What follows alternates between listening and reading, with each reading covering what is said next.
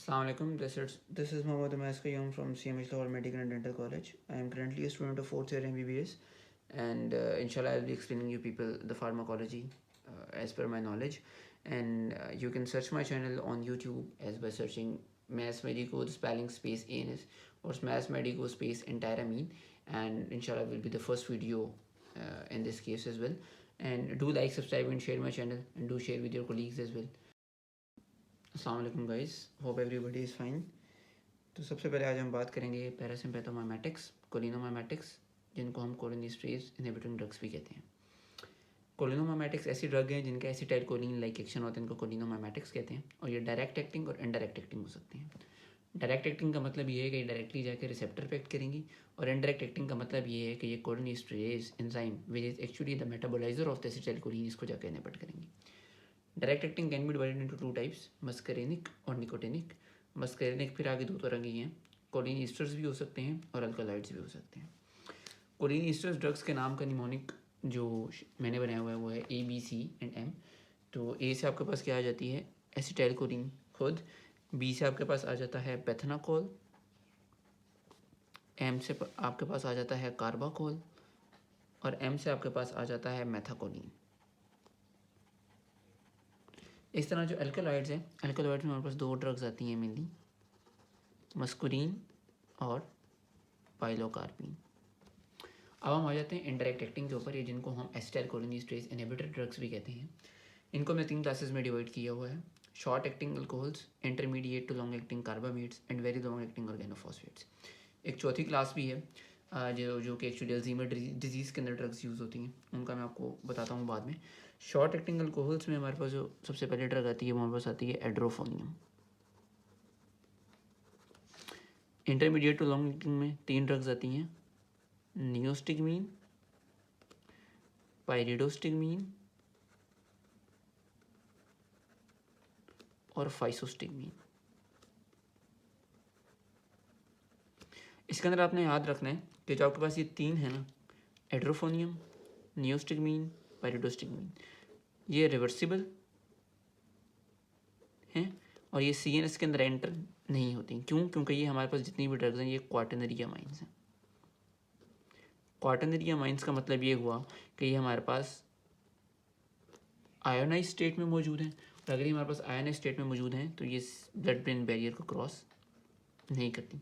इसके निस्बत हमारे पास जो फाइसोस्टिगमीन है ये हमारे पास एक टर्शरी अमाइन है।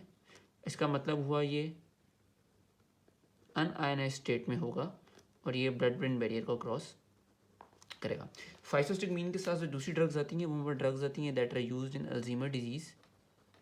उनका मैकेनिज्म ऑफ एक्शन भी ऑलमोस्ट सेम है, और इसके अंदर वहाँ पर ड्रग्स आ जाती है। अब एक याद रख लें, टाक्रीन। बाकी मैं आपको एंड पे बताऊंगा। वैसे टाक्रीन अब एब्सोल्यूट हो चुकी है, मतलब अब ये यूज़ नहीं होती। बाकी मैं आपको एंड पे बताता हूँ। वेरी लॉन्ग एक्टिंग ऑर्गेनोफॉस्फेट्स में हमारे पास जो कुछ डेंजरस ड्रग्स आ जाती हैं, इनके अंदर हमारे पास ड्रग्स का नाम है पैराथायोन, इसी तरह मेलाथायोन, सारिन और इकोथायोफेट,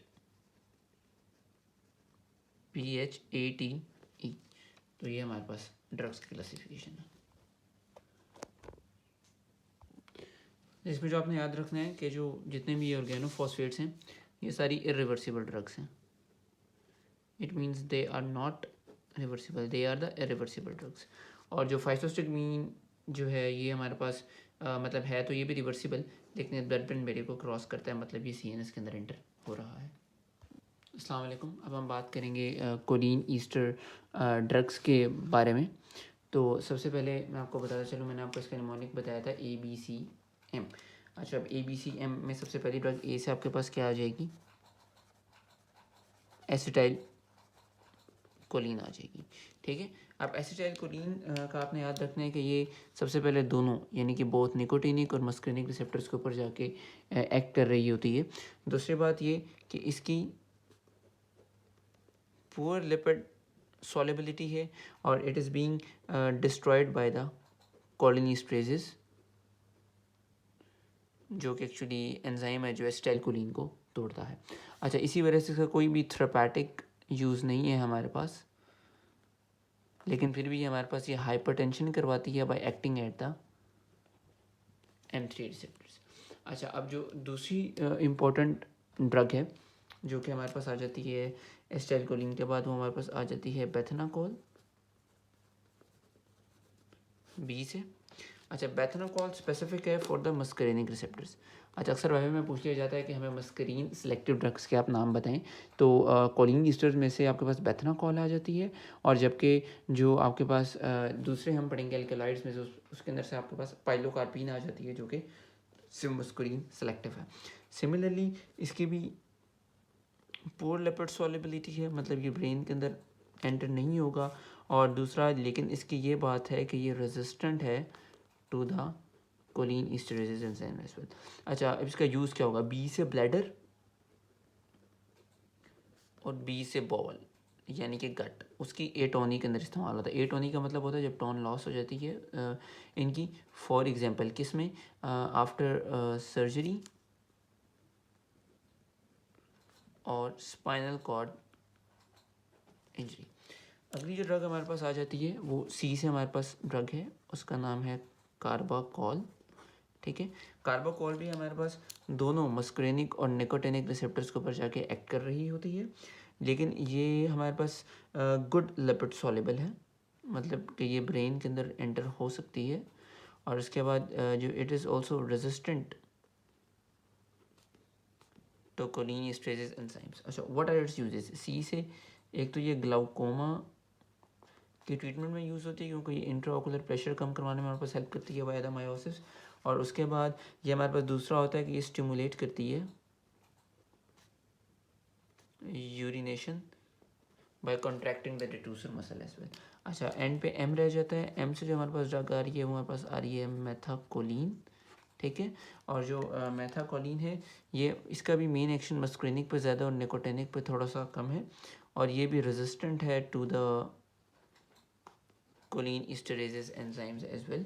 और इसका यूज़ क्या है कि ये हमारे पास मेनली हम करवाते हैं लाइक इसको हम कहते हैं मेथाकोलिन चैलेंज टेस्ट। ठीक है, and it is use to check the reactivity of airways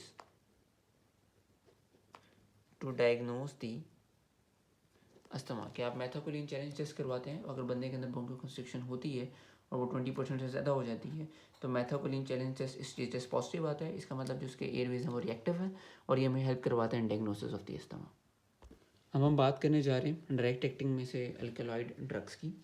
तो अल्कलॉइड्स में दो ही ड्रग मैंने आपको बताई थी। सबसे पहले जिस ड्रग के बारे में हम बात करेंगे वो है हमारे पास pilocarpine. Okay, what is the pilocarpine? Pilocarpine भी हमारे पास एक गुड लिपिड सोलेबल ड्रग है। इसका मतलब ये है कि ब्लड ब्रेन बैरियर को क्रॉस करता है, और दूसरी बात ये कि ये टर्शियरी अमाइन है, मतलब ये अनआयनाइज्ड स्टेट में मौजूद होगा और ये ब्लड ब्रेन बैरियर को हमारे पास इजीली क्रॉस कर सकता है। दूसरी बात ये कि हमारे पास इसकी यूज़ क्या होता है और इसका मैकेनिज्म ऑफ एक्शन क्या है कि एक तो ये सेलेक्टिव है फॉर द मस्क्रेनिक रिसेप्टर्स, और दूसरा ये हमारे पास एक्टिवेट करता है एक्साइटेटरी पोस्ट सिनैप्टिक पोटेंशियल्स को via the M receptors as well. एक अब ये इसका मैकेनिज्म ऑफ एक्शन आ जाता है। अच्छा, उसके बाद आ जाते हैं कि where it is being used. इसके यूजेस क्या हैं पाइलोकार्पिन के? एक यूज़ तो आपको वैसे याद होगा, it is use in glaucoma. ठीक है, ग्लाउकोमा में यूज़ होता है, तो मैंने आपको वहाँ पे एक बात बताई थी कि इसको ग्लाउकोमा में यूज़ करते हुए हम एक बात कि लोअर आईलिड को पुल करते हैं, और लोअर आईलिड को पुल करके इसको वहाँ पे एक ड्रॉप डालते हैं। एक ड्रॉप क्यों डालते हैं? क्योंकि उस सैक की कैपेसिटी ही एक ड्रॉप की अगर ज़्यादा डालेंगे तो ओवरफ्लो हो जाएगा। दूसरा, हम इसको यूज़ करते हैं इन ज़ीरो स्ट्रोमिया। फिर हम इसको दूसरा यूज़ करते हैं सजोजन सिंड्रोम में। अच्छा, what is this syndrome is called as? Actually जो सजोजन सिंड्रोम है ये एक ऑटो इम्यून डिजीज़ है जो क्या क्या अटैक करता है ग्लैंड्स को, mainly that make saliva in tears, जिसकी वजह से ड्राई माउथ और ड्राई आइज़ आपके पास सिम्टम्स शो होते हैं। तो अगर आप एक पाइलोकार्पिन दोगे जो कि मस्करीनिक है, और मस्करीनिक क्या करवाते हैं? आपकी सलाइवेशन लैक्रिमेशन को इंक्रीज़ करवाते हैं, तो इस सजोजन सिंड्रोम की ट्रीटमेंट के अंदर यूज़ हो सकता है। ओके, अच्छा, इसका साइड इफेक्ट एक बहुत इंपॉर्टेंट आपने याद रखना है। वैसे तो इन सबके साइड इफेक्ट्स मैं आपको एंड में बताऊंगा, इसका एक साइड इफेक्ट आपने याद रखना है कि क्योंकि इसके अंदर excitatory post synaptic potentials via the M receptors वाला इसके अंदर फंक्शन है, तो इसकी वजह से ये हमारे पास क्या करवाता है कि वेजो कंस्ट्रिक्शन करवाता है वाइट्स गैंग्लियोनिक इफेक्ट। क्योंकि नॉर्मली जो आपके पास जितने भी मस्क्रीनिक्स है ना, ये आपके पास वेजो कंस्ट्रक्शंस वेजो डायलेशंस करवाते हैं। और वेजो डायलेशन किस तरह करवाते हैं, वाया द लाइक एनो को रिलीज़ करवा के इनडायरेक्टली ये आपके पास जो है वेजो डायलेशन करवाते हैं। ठीक है। अच्छा, अब अगली चीज़ आपके पास आ जाती है पाइलोकार्पिन के बाद मस्कुरीन।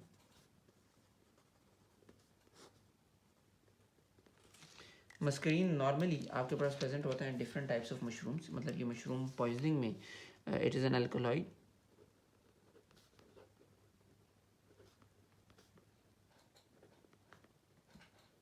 Which is found mainly in the mushrooms.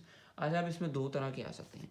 एक तो अगर हमारे पास शॉर्ट एक्टिंग मतलब शॉर्ट ड्यूरेशन वाले आएंगे तो उसके अंदर हमारे पास जो स्पीशीज़ आती हैं वो आती हैं हमारे पास इनोसाइब स्पीशीज़, और इनके जो सिम्टम्स हैं उसके अंदर आपके पास नाउजिया, वॉमिटिंग और डायरिया आ जाता है।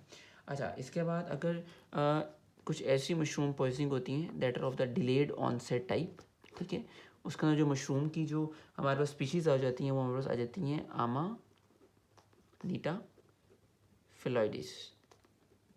ओके, ये थोड़ी डेंजरस हैं। क्यों? इनके साइन एंड सिम्टम्स में एक तो हमारे पास जीएटी के साइन एंड वही नाउजिया, वॉमिटिंग, डायरिया हो जाएंगे। साथ दो और साइन एंड सिम्टम्स आते हैं, वो हमारे पास आती है हेपेटिक प्लस रीनल डैमेज आ जाता है। ठीक है, और इनका साइड इफेक्ट क्या है कि सारे ये इनके साइड इफेक्ट्स हैं, नाउजिया, वॉमिटिंग, डायरिया, जीएटी में वही, और साथ हेपेटिक और renal damage as well. Okay guys, now we will talk about the nicotinic direct acting drugs. तो इसमें से ड्रग्स में हम लाइक 3 ड्रग्स पढ़ेंगे। सबसे पहली ड्रग हम खुद पढ़ेंगे, like that is the nicotine.